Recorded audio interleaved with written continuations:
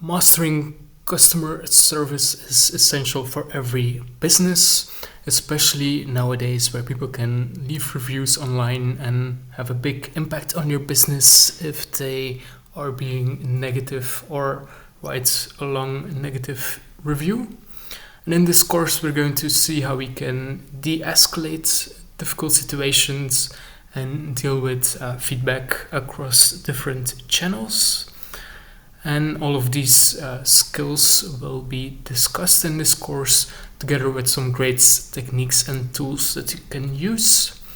So without further ado, let's dive further. It's important to note that there are a lot of channels in which customers can contact you. This ranges from in-person, over the phone, and also digital channels such as X, Facebook, email, chat. There are some great software tools that can help you to manage all these and make sure that you're on top of everything because people often expect an answer in an hour or a few hours at the most. And this can help greatly reduce the amount of negative reviews because people will often give you a chance by contacting you and see how you react.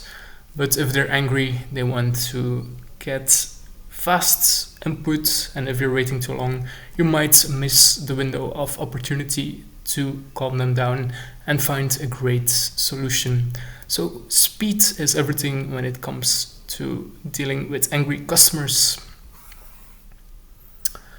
So when a customer is angry, it's important to listen to their issue. You can make sure that you understand what they mean by listening to their problems, and this can be done by digging deeper. You can ask why, or can you please explain or specify so that you're sure what they mean. And you can also repeat their last sentence to make sure that they elaborate on their issue, and this will allow you to find the root cause and go to the bottom of the issue. You can also nod and smile while they are explaining their issue. And it's important to note that a lot of people tend to jump to conclusions. You think you know the problem of the customer, whereas in most instances, if you would have listened a little longer, you would have found the real root cause or the real problem, and just find out what was going on. We have to note in some instances people just have a bad day and it's not really your service or problem that is at fault, but they just want to vent a little, and you're the target, or you're the person who they want to vent to. So that's a little annoying, but part of human interactions. And just remaining calm and trying to listen can often already fix a lot of issues, and we will discuss some other techniques later in this course. So it's also important that you take some notes if you have to involve a colleague or someone else, so the customer doesn't have to repeat their whole story again. You can obviously use some eye contact, you can nod and use some hand gestures to indicate that you're following along and listen to their grievance. This can be quite challenging if people are annoying, or they actually insulting, or they're attacking you personally. And we will discuss the boundaries that you can have around this later on, but just try to listen and let the person talk. Often their energy levels will already drop after they vented for a few minutes, and we can go from there. So active listening is essential. And over the phone, this can be a little more challenging, but you can use an appropriate tone of voice. So make sure that you have a steady and calm voice, even as the customer is yelling. You can also mention that you hear what they're saying, so they know that you're listening. And you can guide the conversation towards a resolution. So if someone is yelling, you can mention that, it's not the best way to find a solution. Like maybe if they yell for 1 or 2 seconds, it's okay, but if they keep yelling, you can tell them that yelling makes it difficult to find a solution. And if they keep yelling, you can just mention that it's impossible to find a solution if they don't stop yelling. And if they still keep going, you can just try to forward them to someone else. And if you notice that this is not helping, you can always cut the conversation, because some people are just going too far, and if they keep yelling, there won't be a resolution anyway. And if possible, you can always contact them later again. Maybe mention that you want them to hear them in the future. Like maybe mention that you want to give them some time and space to think about it, or to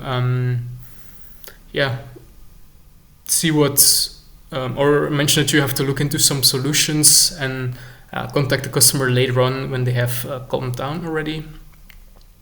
And you always, as mentioned, want to guide the conversation toward a solution, or to find a way to make the customer satisfied again, because as we all know,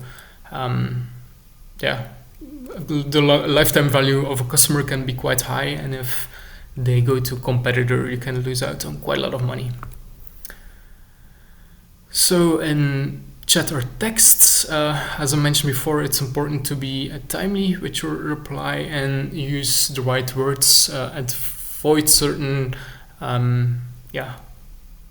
exclamation marks or all caps, and avoid writing in an aggressive tone. There are tools that allow you to check the writing level, so make sure that it's not too difficult for your customer to understand you, and you can make sure that it's understandable for people with basic writing and reading skills. And you can also check if your tone is right with certain tools, such as ChatGPT, or there are also some spell check tools that allow you to check the tone of your voice or your words to see if it's written appropriately, and if possible you have to remove certain words or reframe them. So the tone is essential when you're de-escalating through text. Once again, we want to acknowledge the customer issues and listen to them, and try to find a solution. We don't have body language or tone of voice as a guiding force here, so we can ask more questions, or make sure that people are able to express themselves if needed. And you can also summarize emails if they really write really long ones using AI, such as Claude or ChatGPT. Over the phone, we already mentioned this, and it's important that I repeat this because people often call when they're angry, and just try to avoid escalation. And you can mention that you can email them, or that you will email them if they're really upset. And as I mentioned before, try to contact them later on if needed. So something really interesting is the mere measurement effect, where scientists realize that if they just ask feedback from people, that they're often more happy. And this is also a great way to filter out people that need additional attention. So you can add a survey to your service or product at the end to measure customer satisfaction. And if they need more input or they have a question, you can always contact them afterwards. And there's also a great point to ask for referrals if people are happy. And if they're not happy, you can send them to contact you.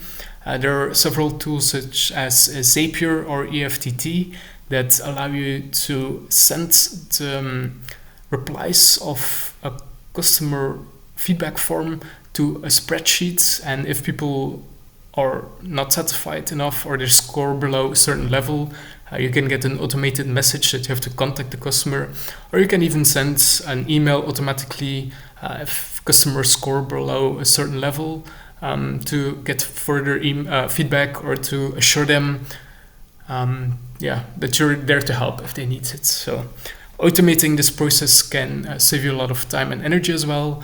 And yeah, just asking people for feedback can already filter out a lot of problems that might only surface later on in a negative review or in an angry phone call. So yeah, try to get feedback and be proactive here. So as I mentioned before, this can be a survey, it can just be like a verbal question. You can also call people and make sure that they feel valued and understood and heard. And getting feedback as soon as possible can also avoid misunderstandings or other problems. We can also do something with NPS score, where we measure customer loyalty and satisfaction. And this is a standardized system where you ask certain questions and then see how you rank over time. This is really interesting because if you notice that people are getting less satisfied over time, it's possible that something is going wrong and you have to fix something in your business.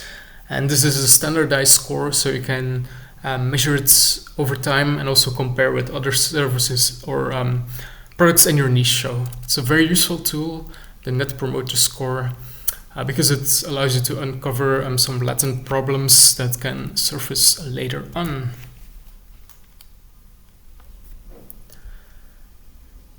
So let's look at some scenarios. You can role play with your colleagues and find some recurring complaints and analyze these interactions afterwards. So this is something that you can train and work on with other people by looking at recurring themes in your complaints and use this in role-playing exercise, so you have standardized answers and you know what to do.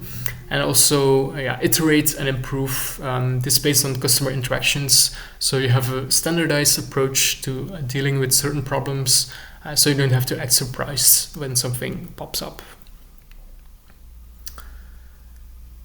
So it's really important that you know why people can be angry, and there are often a lot of emotional triggers, such as feeling frustrated, powerless, unheard.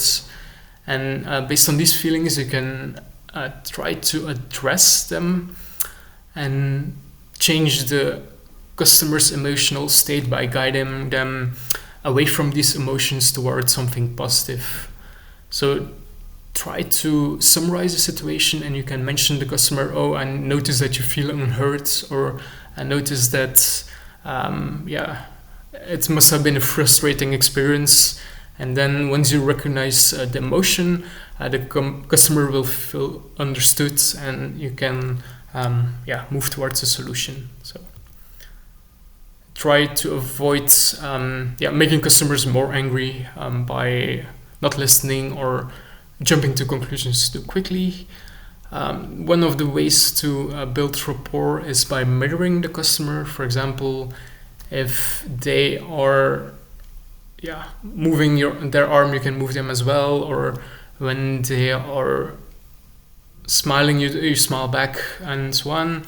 Use the customer name and remember their situation. Maybe know if they were a customer before by looking into your CRM or customer relationship management system. And try to build a rapport by finding common grounds or common interests, so that the customer understands that you're human as well, and that they will be looked after. So acknowledging the feelings of the customers and steering the conversation towards a solution. We can listen to a customer for 15, 20 minutes, even half an hour, but at one point we also have to come to a conclusion and redirect the conversation. Otherwise, we're not getting anywhere. So you can also mention to the customer, okay, I think I understand the problem. Let's try to find a solution. Otherwise, it's going to be too overwhelming or too confusing to find a solution. Or we just want to indicate that we want to keep it moving, because some people just can't stop, and we still have a business to run as well. So At one point, we have to draw the line and say, okay, let's keep it moving it forward. We understand the situation, and let's see what we can do. I mentioned CRM system before, and this allows you to see the previous interactions and maybe also get some background on the customer, if they are a loyal customer or not. You can spend more time on certain high-value customers, whereas in other situations you might spend less time on them. There are some chatbots and other ways to leverage automation. But it's important that people can always escalate to a person if needed, because it can really frustrate people if they get stuck in a loop or they have to spend a lot of time before they can talk to a person. So try to find a balance between automation and real life interactions. And this is something that will be learned with experience, and you have to streamline this process over time and see how people react. If you often hear that people are upset because it took too long to speak to a human, it's time to reassess your processes. In terms of following through and finding a solution, it's important that once you have picked a solution and offered it to the customer, you can always follow up a few days later to see if they're fully satisfied now or there's something else you can do. And this is something that a lot of companies forget. They just offer the solution, but they never follow up with the customer to see if they're now fully satisfied or not. And this gesture can often also leave a positive impact on people and convince them to give you more business. So we're trying to find positive words. Instead of saying I can do that, you can say what I can do for you. So we try to frame it to helping the customer instead of things that we are not able to do or limitations that we have. Otherwise, people will be frustrated because they have a certain, maybe unrealistic solution in their minds. But we want to guide them to what we can do and avoid mentioning limitations that might upset them. Afterwards, you can also write a small report to see what you have learned from the interaction with the customer and use this as an opportunity for growth, so to improve the business, and also discuss this with other people in your company to see how we can avoid these issues in the future and create further solutions.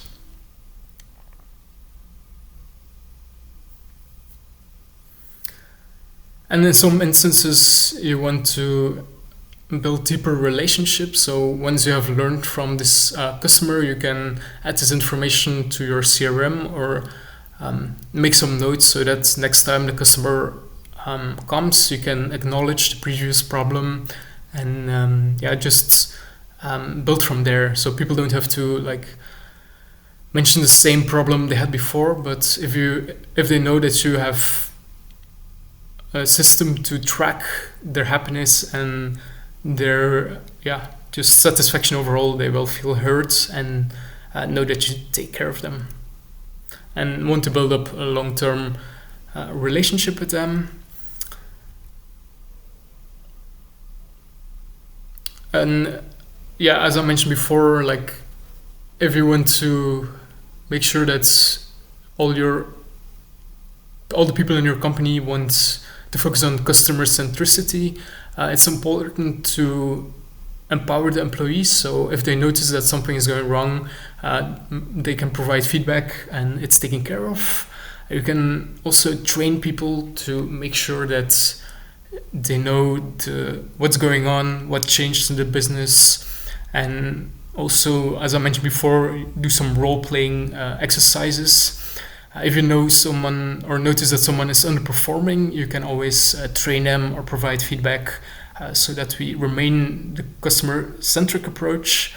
And it's important that people stay positive when they interact with customers. It can leave a mental toll having to deal with difficult customers. So we have to make sure that our team stays positive, and this can be done by rewarding them or mentioning when they did an outstanding job, or just making sure that people don't have to deal with the most angry customers all the time. Just balance it out where people have interactions with happy customers and also with very angry ones.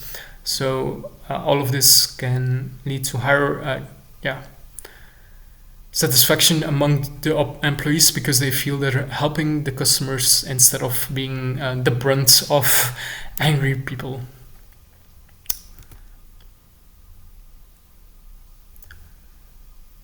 So, as I mentioned before, it's important that we try to avoid misunderstandings and really listen to the customer. And especially if we have like a very diverse customer base, we have to make sure that we understand where they're coming from, and this can require some additional training. For example, you can have some cultural insights that can really help you to understand how people approach certain types of conflict. So if you're dealing with certain subcultures or certain age categories, it can be interesting to know how people deal with different problems, so you can tailor your solution towards them. Some people want the quick solution, whereas others just want to be heard and talk for a longer period of time. So try to segment the different type of customer complaints to see what people want and adjust your approach to this as well. And this can require quite some data analysis and some research, but it's important to tailor your approach to the needs of the customer as well. So I mentioned before that cultural awareness is very important. There might be also some language barriers or some words that are used that can be different amongst cultures. Try to tailor your communication style towards them, and even based on local habits, try to tailor your solution towards this.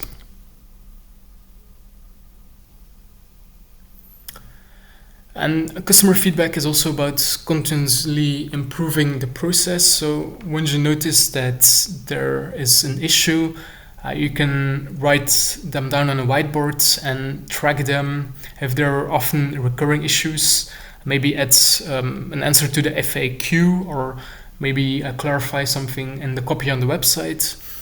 And this will make certain that you avoid having to deal with a lot of the same problems over time.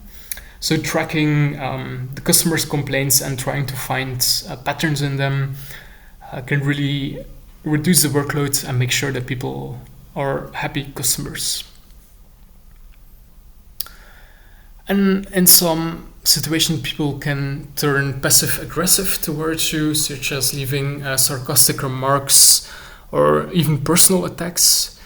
And there has to be a point where you're not accepting this anymore. For example, if people are really insulting you personally, this is something unacceptable, and in some instances you have to turn away a customer because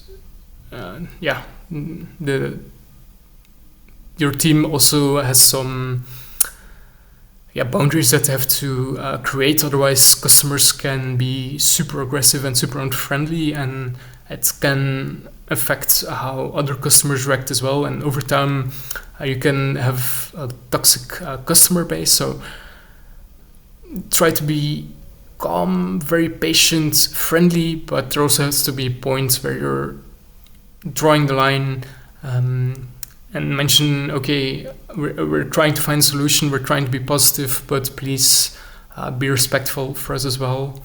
And if that doesn't help, you might have to turn away some customers. Obviously, it shouldn't happen too much, but once in a while it can happen that even active listening and trying to find a positive solution doesn't work, and then worst case, you refund the customer and move from there.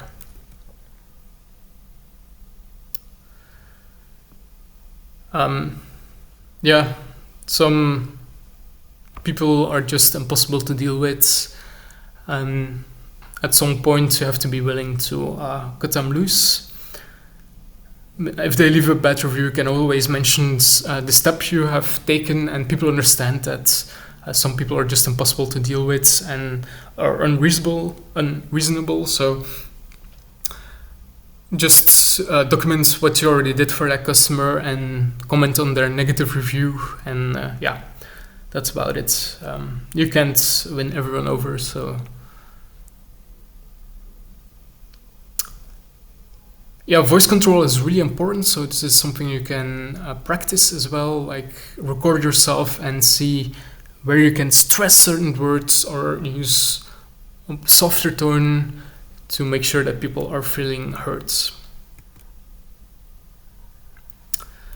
This can take quite some practice, and yeah, avoid being too monotone because this can appear disinterested or frustrated.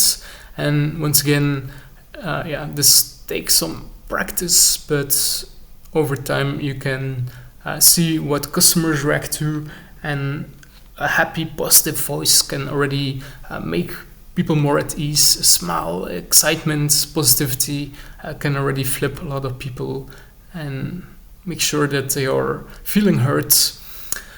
Yeah, I want to further mention the root cause. So customers sometimes talk about a lot of things, and it can be challenging to find the real problem.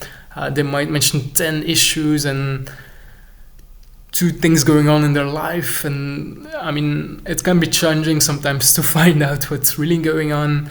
And you can always reframe and restate the problem and try to see what the customer really means and what the real problem is. You can also offer several solutions and see what the customer value. For example, you can offer partial refunds, you can offer a coupon, you can offer a freebie. There are several ways to offer a solution, and yeah, you can propose several solutions and see what the customer values most. And sometimes it's a quick resolution, and other times they want their money back, or they want more coaching, more guidance, or just an excuse. Yeah, it depends on the customer and their specific situation. So try to find out. And sometimes you can also ask the customer, okay, there's obviously something that has gone wrong. I'm sorry about that. How can we fix this for you? And then you listen to what the customer proposes. Being clear in your timelines. For example, if you need to look into certain things, you have to mention when you're going to contact them, and also do it on time. Maybe leave some buffer if there's a delay. Customer won't be upset if you, for example, call 1 hour later. Just keep them informed throughout the process. If you have to do something, you have to look something up, keep them posted, and just make sure that the customer knows that they're being taken care of. So yeah, some people might have personality disorder or some emotional needs, and to some extent you can try to take extra care of them. For example, people might deal with anxiety or with overwhelm, and you can offer a calm space, or you can offer them extra care. For example, give them a drink or see what they can do. But some people just have crazy personality disorders that are just difficult to deal with. For example, if people are extremely narcissistic, they might have unrealistic expectations, and as I mentioned before, it can be impossible almost to deal with them. So try to acknowledge that certain people have more needs or more emotional supports, and there are also some different studied psychological challenges or issues that some people might have, such as borderline personality, narcissism, and all of these can result in difficult situations or difficult interactions. And while there's only a small percentage of the population that has these, they might be overrepresented in customer service cases because they just have unrealistic expectations, or they think they're the center of the world. So once again, this is part of the company culture where you have to see how far you draw the line. Do you accept this behavior or not? And this is a cultural choice that your company has to make. Obviously, there are also some laws when it comes to customer needs. For example, in some instances, you have to be able to support deaf or blind people. So make sure that you check the local laws so you're compliant with all the required laws as well. So as I mentioned before, some people have unreasonable demands. You can always offer an alternative or mention that other people were satisfied with the solution. Maybe tell a story about someone in a similar situation and how they were happy with the proposed solution. But in other situations, you just have to draw a boundary and mention that there are limits to what you can do. So always be polite and firm, but there are limits to what your company can do. As I mentioned before, it's important to have a clear resolution. So once you have common ground, know what the problem is, and the customer agrees with the resolution, do it quickly and follow up on the customer to see if everything went through.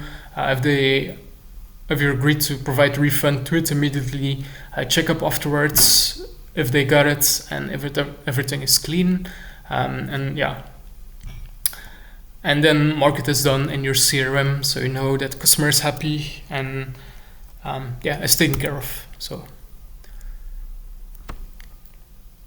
providing timely updates and working together with colleagues can be essential, and once again there is software to track every step along the way. I really enjoy using a CRM, or there are also Kanban boards such as Trello or Asana that can help you with timely updates and tracking the conflict resolution. After a long day of taking care of the customer, it's also important that you take care of yourself and look into some well-being options or self-care options. For example, going to the sauna, planning some food tastings, or just see what works for you. Doing breath work, meditation, all of these can help you to relax after a long day dealing with customers. And just try to reframe problems as well as helping customers, and try to get a sense of satisfaction that you're able to help people and improve their life and day. Sometimes people are just angry and upset, and this can take a toll, but just try to reframe it for yourself. Okay, maybe people are having a bad day, or we're here to help them and solve their issue. So you're improving the life of people, and this can help you reframe bad days. So as we're wrapping up this course, I just want to mention that it's a skill, customer service, that you have to develop. And try different things, and we mentioned several techniques in this course. If you notice that you need a break, you can always refer the customer to a colleague, and make sure that you don't snap at the customer. If you're having a bad day, try to reframe it, try to make sure that you don't carry this negative energy towards a customer, because if you both start escalating a conversation, it can lead to a bad situation. So try to listen to a customer, find common ground, find the problem, the root cause, and also a solution. follow up with the customer afterwards to see if everything is going well. And if the customer is being impossible, just track what you did and mention it in a bad review that they left. And people will see that they have been unreasonable and you have taken every precaution that you could have. And go from there. This has been the course. I wish you a great day and have a successful business in the coming years as well. Thank you.